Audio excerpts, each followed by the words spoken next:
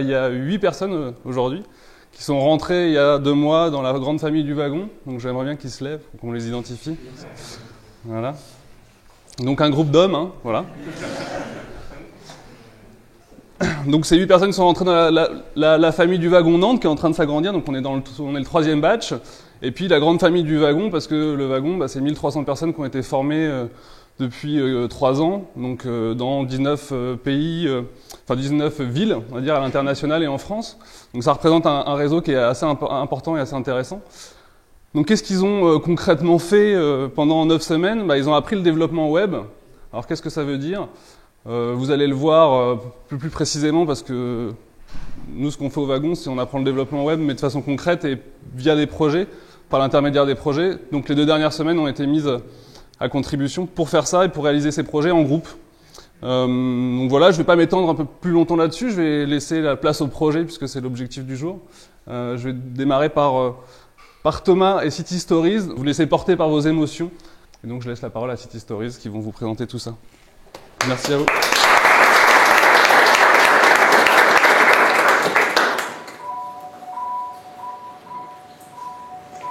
Alors bonjour à tous. Alors le projet que je vais vous présenter s'appelle donc City Stories.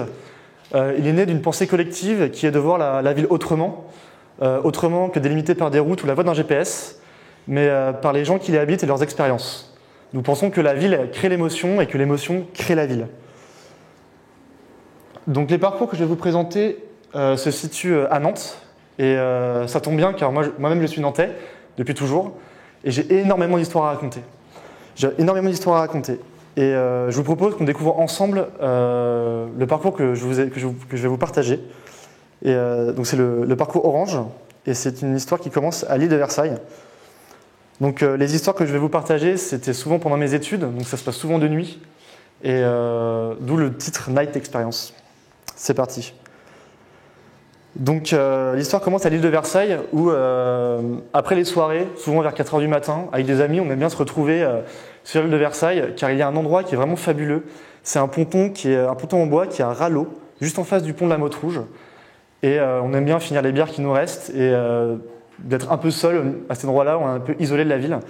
En général, on attend que les boulangeries ouvrent pour prendre le petit-déj. Bon, ça c'est un détail. Donc voici une photo que j'avais prise. Donc c'est vraiment dingue. Ensuite, on continue cette fois-ci sur le toit de la cathédrale. Donc là, c'est un peu une histoire un peu folle. C'est une amie qui m'avait appelé, elle se sentait pas très bien. Et moi, je lui avais dit que je pouvais pas l'aider, mais que je pouvais les faire vivre à un autre monde. Et du coup, on s'est donné rendez-vous sur le toit de la cathédrale, enfin pas sur le toit, mais au pied de la cathédrale. Et à l'époque, elle était en travaux.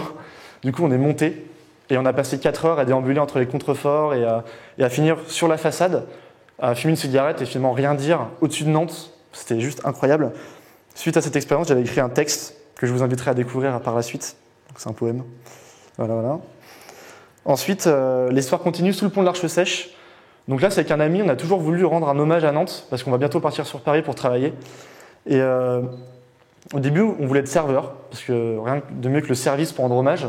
Et finalement, on a découpé des phrases dans des rouleaux de papier peint qu'on a collé un peu partout dans Nantes. Donc la première que je vous présente, c'est « Il y a beauté ». Donc c'était sous un pont qui était absolument dégueulasse, ça sentait la mort, ça sentait la bière, enfin, la lumière était vitreuse, enfin, c'était vraiment hyper glauque. Et on a voulu faire une opposition pour dire que la beauté est partout. On a un peu fait la même chose au marché de Talensac.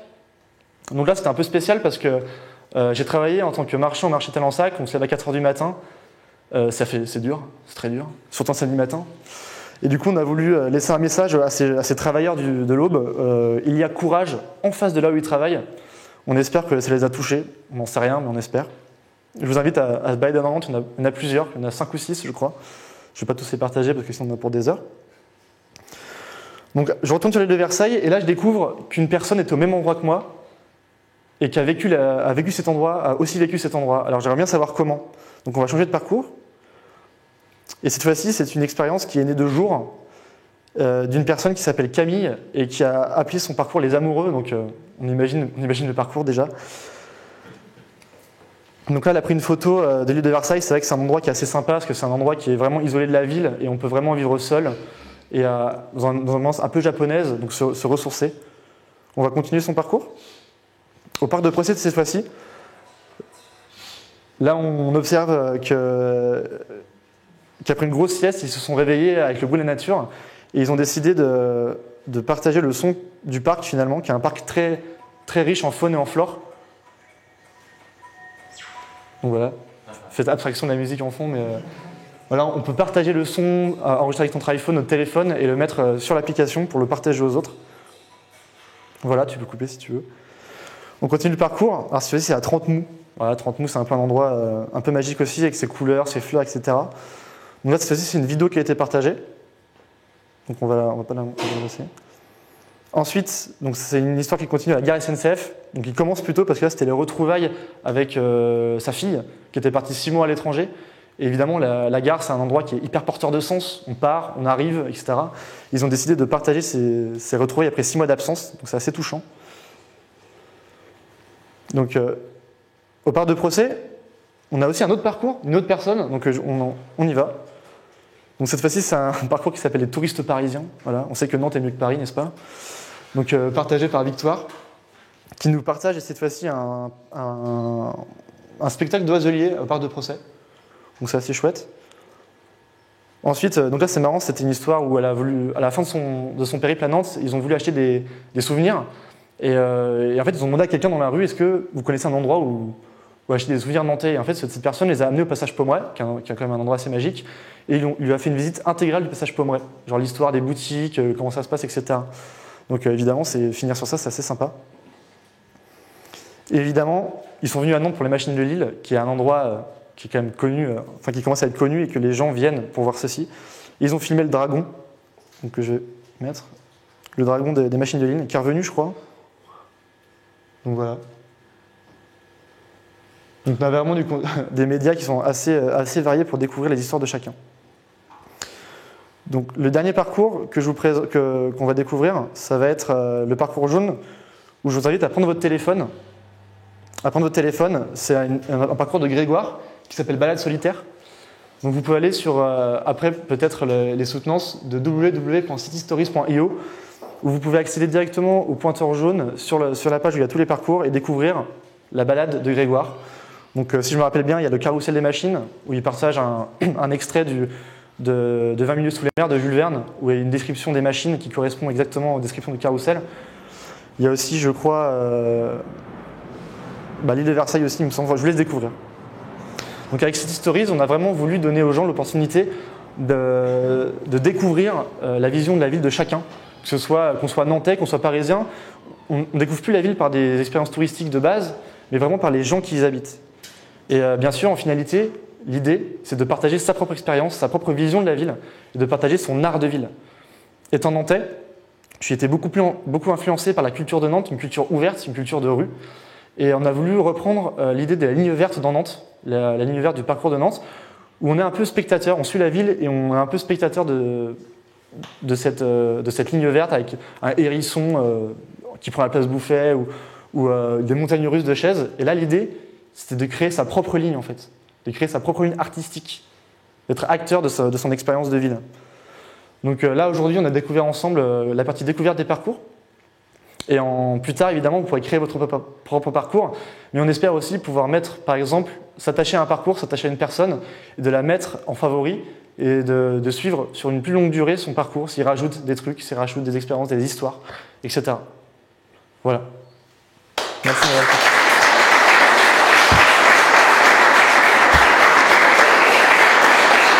Oui. C'est un projet que tu vas lancer, tu vas ouvrir complet ou c'était juste là pour tester Alors l'idée évidemment c'est de le continuer. Je sais que David et Romain ont une très forte envie de le continuer. Moi je pars sur Paris du coup pour travailler comme adulte. Du coup je serai là sûrement en accompagnement design parce que je suis designer à la base. Mais évidemment c'est un projet comme ça, quand on commence un projet on a toujours l'idée de le finir. Surtout que là c'est un projet qui est super intéressant, même pour moi car je suis nantais. Et voilà, donc on va le développer, c'est sûr, le lancer, l'avenir nous le dira. Voilà, bon bah, merci de m'avoir écouté.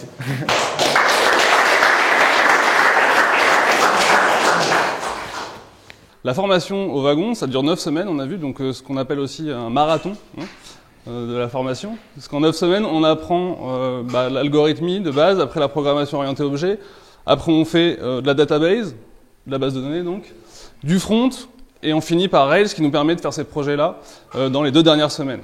Donc c'est un sacré challenge, un sacré marathon. Donc je pense que cette logique qu'on a vue en amont de parcours et la logique de marathon a sans doute donné quelques idées à notre prochain groupe qui s'appelle French Challenge, que je vous laisse accueillir si vous voulez.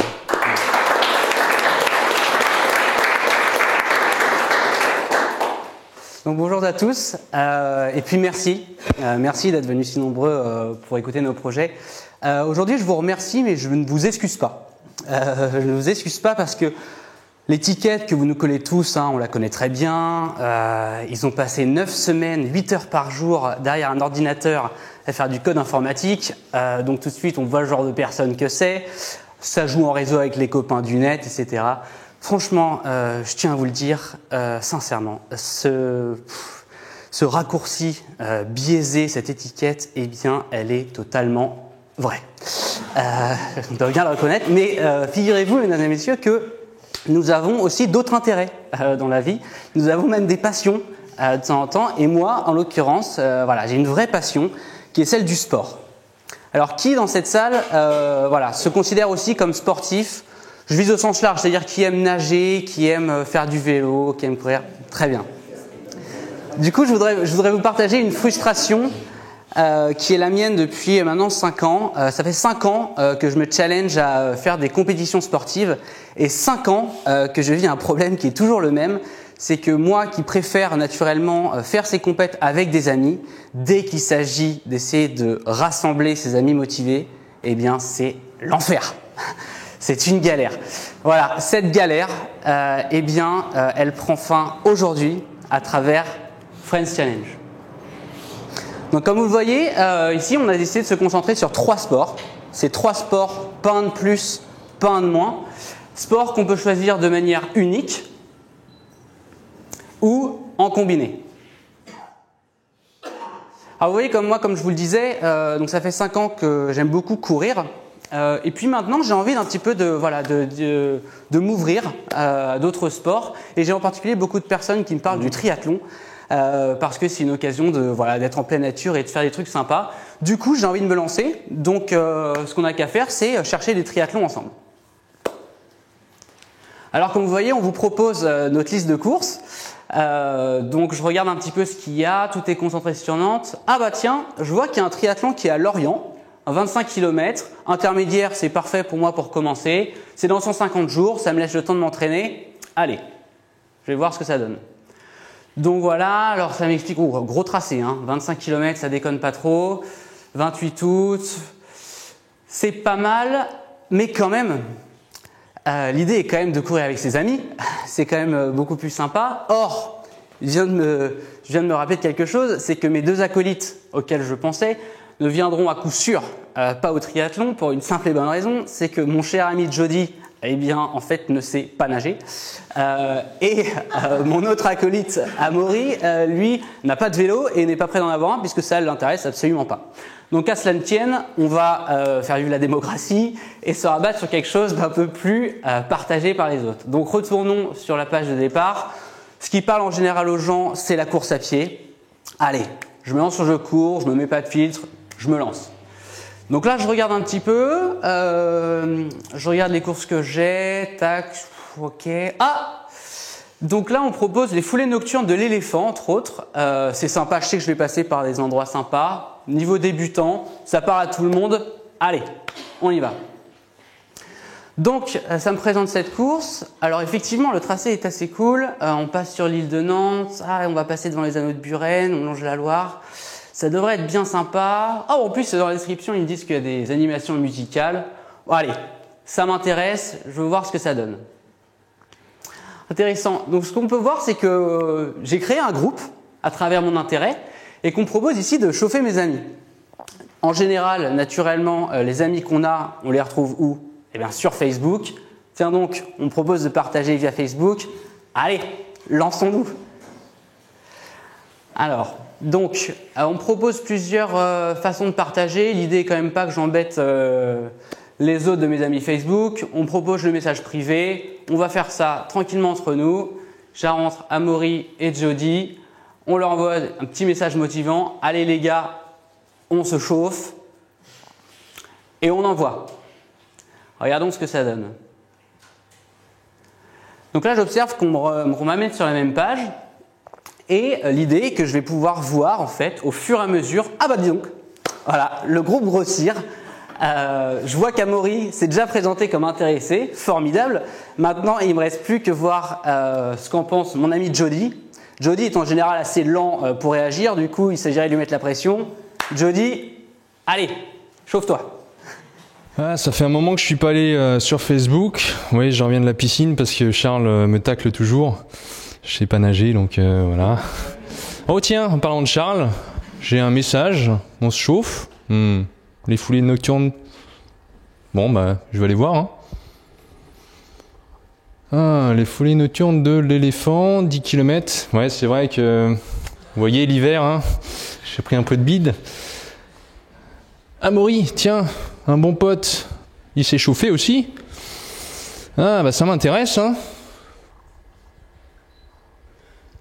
Ah, Amaury a confirmé. Bah écoutez, je vais confirmer aussi en espérant que Charles puisse me confirmer rapidement aussi à sa course. Alors vous voyez, ce qui vient de se passer là, c'est à travers cette expérience qui aura duré quelques minutes, quelques clics, il est possible désormais de rassembler ce groupe d'amis motivés comme nous. Et donc je vous le dis, à partir d'aujourd'hui, rassembler cette équipe d'amis motivés, mais plus généralement, je dirais créer cet engouement collectif autour, certes, de courses à courir, mais plus généralement, j'ai envie de vous dire, de moments conviviaux et sympas à partager ensemble, eh bien c'est possible. Donc la suite, quelle est-elle? Rendez-vous sur le site, trouvez votre course, invitez vos amis et French Challenge s'occupera du reste. Merci beaucoup.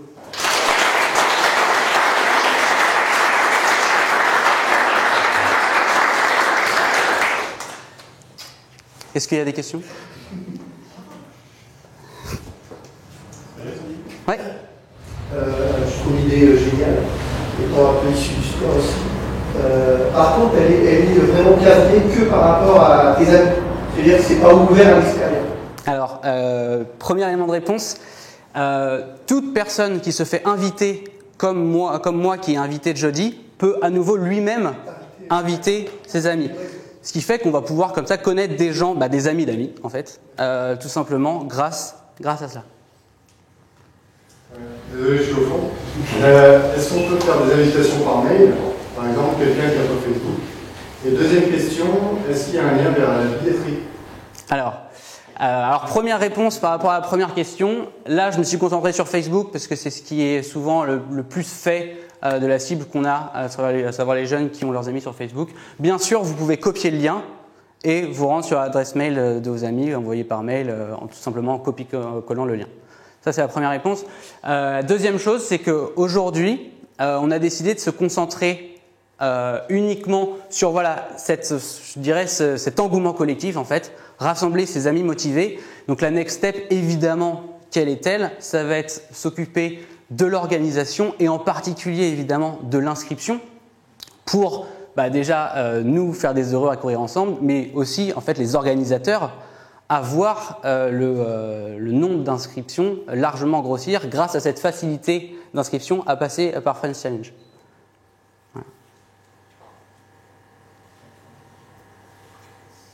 Vous envisagez d'ouvrir aux autres sports ou pas? Très bonne question. L'idée. J'ai compris la cible, mais. Moi, là, tout de suite, spontanément, je le vois en deux étapes. La première, c'est déjà d'essayer de faire tester le produit sur ces trois sports, d'atteindre une masse critique, si possible, histoire de rendre vraiment le service pertinent. Après, à la vision, effectivement, ça pourrait être, pourquoi pas, je vois pas ce qui nous retient, de partir sur beaucoup plus de sports, voire tous les sports. Oui. Ouais, du coup, j'ai une question qui me dit. Est-ce qu'il est possible de créer un groupe prédéfini déjà? C'est-à-dire, par exemple, moi je fais partie d'une bande de potes, on se donne un nom entre nous. Toute cette bande de potes, est-ce qu'on peut créer un groupe sur French Challenge? Aujourd'hui, le groupe il se constitue uniquement de la façon dont on l'a faite. Voilà, en partageant les choses. Après, effectivement, si on s'aperçoit à travers les tests qu'il y a cette tendance à vouloir faire les choses autrement, etc., bah, évidemment, on aiguillera le service là-dessus. Oui. Quel pourrait être le business model d'une plateforme comme celle-ci? Merci pour la question. Non, je l'avais pas là, j'étais inquiet. Bon, bah alors, réponse très simple, hein, parce que pour moi, il me paraît évident. La première, c'est qu'étant donné qu'on espère vraiment générer une vraie traction sur, in fine, la page de l'événement à s'inscrire, le business model, il est simple. C'est d'abord, bah, pourquoi pas prendre des commissions sur les inscrits aux événements qui seront passés par notre plateforme. Ça, c'est le premier point. Et le deuxième point, c'est étant donné qu'on espère pouvoir générer un effet de levier, un effet groupe, à faire venir tout un groupe de personnes ensemble, pourquoi pas bénéficier de réductions sur les inscriptions de chacun si on arrive à beaucoup. C'est un meet-up du sport ou t'offres plus? Pour l'instant, on peut se dire un meet-up du sport. Alors après, pour revenir à la question... Quelle est la valeur au-delà de... L'idée, moi, ce que je vois dans le meet-up, c'est qu'on parle de notre passion commune. Là, l'idée, c'est tout simple, c'est pas justement, c'est pas d'en parler pendant des jours et des jours pour finalement ne pas avancer, c'est de faire avancer les choses tout de suite à travers un statut. Je suis confirmé, je suis intéressé. Allez, on y va. Ouais. Ça sera ma dernière question. J'ai tout. Là, on est concentré donc, sur 3 sports, donc ça me parle et tout ça.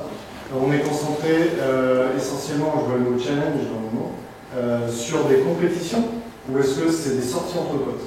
Est-ce que, tiens, on va se faire une sortie de natation, notamment, voilà, est-ce qu'on peut aussi fédérer les gens sur une sortie très bonne question informelle en piscine? Là, aujourd'hui, ce sont des compétitions uniquement. Mais ouvrir à des voilà, tout simplement des moments à partager ensemble qu'on créerait nous-mêmes, c'est tout à fait envisageable. Dans la phase de développement, pour l'instant, on va devoir la jouer humble, forcément, on va nous-mêmes aller chercher les événements, les construire en récupérant les infos sur la plateforme. L'idée, évidemment, c'est d'être à un moment assez pertinent, étant donné la masse critique qu'on génère, pour que les organisateurs eux-mêmes viennent mettre leurs infos, etc. Donc, sachant que les organisateurs peuvent le faire, tout le monde peut le faire, en fait. Tout le monde pourra le faire. Oui. Le but, c'est d'avoir que les événements partenaires, du coup, d'avoir un deal avec eux, ou d'être aussi exhaustif que possible sur les événements? Très simple. Deuxième proposition. Aussi exhaustif que possible. Aujourd'hui, justement, quand on regardait le marché et que je vous disais que c'était, en fait, soit trop plein, soit parfois même incomplet, soit expérience utilisateur mauvaise, il y en a un qui déroge à cette règle, c'est ASO Challenge. Mais ASO Challenge, justement, c'est que des événements partenaires. Nous, ce qu'on veut, c'est apporter une simplicité d'utilisation pareil, sur quelque chose d'exhaustif, tout en ayant cet angle de pouvoir tout de suite voir cette communauté d'amis motivés. D'autres questions? Merci beaucoup.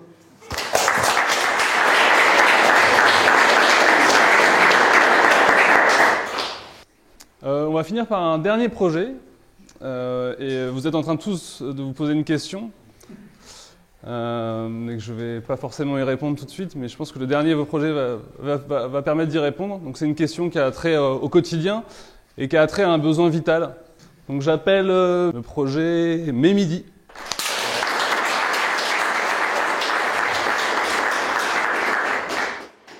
Bonjour à tous, moi c'est Thomas et donc vous avez déjà vu 2 projets. La dernière fois que j'ai regardé ma montre, c'était déjà un petit peu plus d'1 heure. Et je pense que donc vous comme moi, dans pas longtemps, on va se poser la même question. Qu'est-ce qu'on mange à midi? À ça, souvent, ce qui revient, c'est soit l'ultime sandwich de la boulangerie, ou alors, si on a eu un petit peu de temps la veille, le repas qu'on a pu se préparer, ou même parfois le restaurant, mais souvent pas le temps et généralement trop cher. Donc je me suis souvent posé cette question et depuis peu, j'ai trouvé un service qui y répond. Ça s'appelle Mes Midi. Ce que je vous propose, c'est qu'on le découvre ensemble. Mes Midi, c'est quoi? C'est la possibilité de vous offrir le resto chaque midi pour 6 €. Alors comment ça marche? Tous les jours, on choisit un plat parmi un large choix proposé par des restaurateurs. Ensuite, on se rend au sein d'un de ces restaurants qui se situe à proximité. et il nous reste plus qu'à savourer ce plat. C'est pas plus compliqué que ça. Ce que je vous propose, c'est que j'ai pas encore fait mon choix pour mon plat de ce midi. On va le faire ensemble. Donc, on va accéder au plat. Alors, Memidi propose plusieurs possibilités pour sélectionner son plat. Dans un premier temps, j'ai tous les plats proposés ce jour par les restaurateurs. Donc, ce qu'on peut voir, c'est qu'en passant sur chacun d'entre eux, ça situe l'endroit où il est sur la carte par rapport à ma position. Mais je peux également filtrer par type de cuisine selon mes envies. Donc ça tombe bien, aujourd'hui moi j'ai une petite envie particulière. Donc je vais soit manger italien ou allez, méditerranéen, ça me tente bien. Donc je sélectionne. Et là, voyons ce qu'on me propose. Plusieurs choses qui ont l'air très sympas. Mais bon, j'ai pas mal abusé ces derniers temps, donc on va partir sur quelque chose de léger. J'ai bien envie de la petite salade au saumon tomate. Donc je réserve. J'arrive sur une page de confirmation qui m'informe de plusieurs choses. La distance et le temps que je vais mettre pour aller chercher ce plat, mais également le parcours pour accéder à ce repas. Je peux également annuler ma réservation. Mais bon, là, j'ai bien envie de ma salade, donc on va passer ça. Ce que je vous propose, c'est est-ce qu'il y a quelqu'un dans la salle qui serait intéressé pour tester l'aventure Memidi? Moi, je suis intéressé. Ok. Et bien alors, ce que je te propose, c'est qu'on va se créer un compte ensemble. Donc, testons Memidi. Là, je vais avoir besoin de quelques informations. Donc, un prénom. Guillaume. Ok, Guillaume, parfait. Un nom. Cabanel. Ok. C-A-B-A. Visiblement, ce site te connaît. Une adresse mail. Guicab, GUICAB@gmail.com. Ok. Et puis un mot de passe que tu pourras bien sûr changer par la suite. Bon, on va mettre un 354 et puis je change derrière. Ça roule. Une fois qu'on a ces informations, on crée le compte. Et là, Memidi t'offre plusieurs formules d'abonnement. Dans un premier temps, l'avant-goût, qui est une formule de test. Pendant une semaine, on va déjeuner avec Memidi avec 5 repas. Et après, des abonnements un petit peu plus réguliers, ou avec 12 et 20 repas pour 30 jours. Voilà. Bon, là, vu c'est ta première fois avec Memidi, on va partir sur l'avant-goût. Donc, on s'abonne. Ce midi, c'est moi qui invite. Donc, on va rentrer un numéro de carte bancaire. Donc, 4, 2, 4, 2, 4, 2, 4, 2, 4, 2, 4, 2, 01 19 et puis 1, 2, 3. On y va, on paye. À savoir que donc c'est un abonnement sur une durée de 30 jours qui se renouvelle automatiquement, mais bien sûr qu'on peut annuler à tout moment. Une fois qu'on arrive là, je vais encore avoir besoin de 2 informations. La première, c'est l'adresse où tu manges le plus souvent le midi. Alors c'est au 34 rue Fourré à la Cordée à côté. D'accord. Et bien alors c'est parfait. On sélectionne ça. Et le créneau horaire auquel tu as le plus souvent faim. Plutôt vers 13h. C'est parfait. Ensuite, tu as les différents types de cuisine. Quelles sont tes préférences par rapport à ce qui est sélectionné? Asiatique et français. On valide ça et on met à jour ton profil.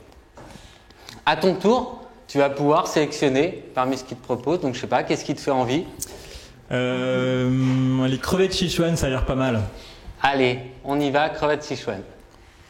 Et donc là, Guillaume, il te faudra 3 minutes pour aller chercher ce plat. Et puis en plus, le parcours a l'air assez simple, c'est une ligne droite. Donc, me reste plus qu'à te souhaiter un bon appétit. Merci. Et puis pour les autres, j'espère vous revoir très bientôt sur Memidi.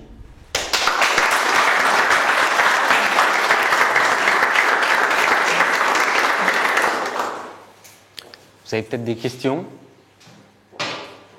Oui? Est-ce que tu as déjà travaillé sur les partenariats avec les restaurateurs? Est-ce que tu sais s'ils sont d'accord pour fonctionner avec toi, avec leur prix et tes conditions? Alors pour l'instant, on n'est pas encore allé sur cette étape. On est parti plutôt d'une étude utilisateur. Et puis d'un comparatif marché, puisqu'aujourd'hui le milieu le midi, la nourriture, il y a plusieurs choses avec de la livraison qui est faite et on s'aperçoit que les restaurateurs sont assez friands de ça pour deux raisons. La première, c'est que ça leur permet de développer un nombre de couverts supplémentaires qu'ils ont ils n'ont pas forcément justement à rajouter de la place, un local qui est parfois contraint. Voilà, quand un restaurant fait 20 couverts, il n'y a pas forcément de possibilité d'étendre pour accueillir plus de monde. Donc c'est une valeur ajoutée qu'on leur apporte. Après, bien sûr, la prochaine étape, c'est d'aller rencontrer ces restaurateurs et de les interviewer pour avoir leur ressenti justement sur ce service. Une autre question ? Mais en matière de prix, moi, ce qui m'interroge, c'est que la base de prix, là, 6 €, c'est comme du takeaway, quoi, le sandwich avec une canette. Et en face, vous avez un restaurateur qui est quasiment au triple du prix. Ouais. Donc l'équilibre financier pour le restaurateur, il est où de devoir prévoir les matières Alors en fait, là, on est parti dans une formule souvent, c'est la formule du jour qu'on peut voir à l'Ardoise, où on est sur un entrée-plat, aux alentours des 12-13 €. Le but, c'est justement là de se focaliser sur le plat. Et donc, de pouvoir le proposer à ce tarif-là.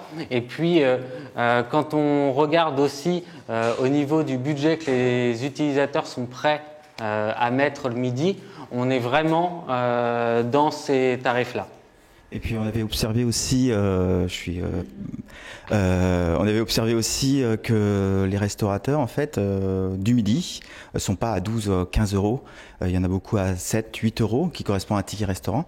Et donc du coup le but c'est de leur apporter beaucoup d'utilisateurs, beaucoup de clients le midi en takeaway et comme ça de pouvoir faire baisser leur prix. Donc nous, comme disait Thomas, on va leur apporter une plus-value en fait par rapport à ce qu'ils font habituellement.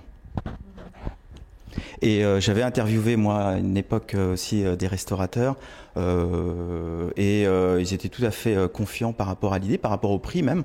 Ils étaient clairement, nous c'est 6 €, donc nous on peut l'avoir à 5,50 un plat et c'est tout à fait jouable au niveau des coûts pour eux de proposer ce type de plat. Si on enlève la partie service dans le restaurant, si on enlève la partie toute la partie service et puis le vaisselle, etc., qui peut en découler.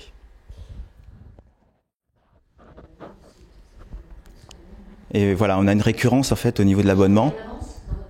Voilà, ils payent en avance et ils ont la certitude d'avoir 12 plats. Et nous, on a la certitude pour le restaurateur d'avoir peut-être 50-60 plats supplémentaires par jour. Et qui fait que, on deal plus sur, on mise sur la quantité plus que d'envoyer un seul client. D'autres questions? Non? Merci beaucoup. C'est intéressant. Des visuels des plats, parce qu'en fait l'intérêt de la chose, alors en dehors du fait que on mange un sandwich, on mange un plat, on réserve par le nom. Tout à l'heure, crevettes chez Chouin, c'est sympa. Et le visuel, qu'est-ce qui vous l'apporte ce restaurateur? Comme tu veux. Tu veux répondre? En fait, le visuel, le but, c'est justement de mettre en valeur le plat du restaurateur. C'est quand on va chercher un plat on a juste le nom, on prend et puis on arrive, on est dans une boîte et puis on regarde ce qu'il y a. Donc le but, c'est de prendre une photo chez le restaurateur, d'avoir un beau visuel, de pouvoir le mettre sur le site et puis on va voir aussi la portion exacte qu'on va pouvoir manger et du coup, ça donne une plus-value en fait au restaurateur et puis au service mes midi.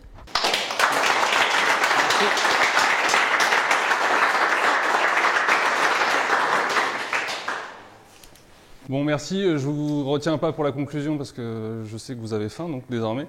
Je voulais juste faire un petit applause à nos profs qui sont là et sans qui ces projets n'aurait pas forcément été possible. Il y a Maël qui est pas là, mais il y a Guillaume, Nico et Cécile qui sont là. Donc, Bravo.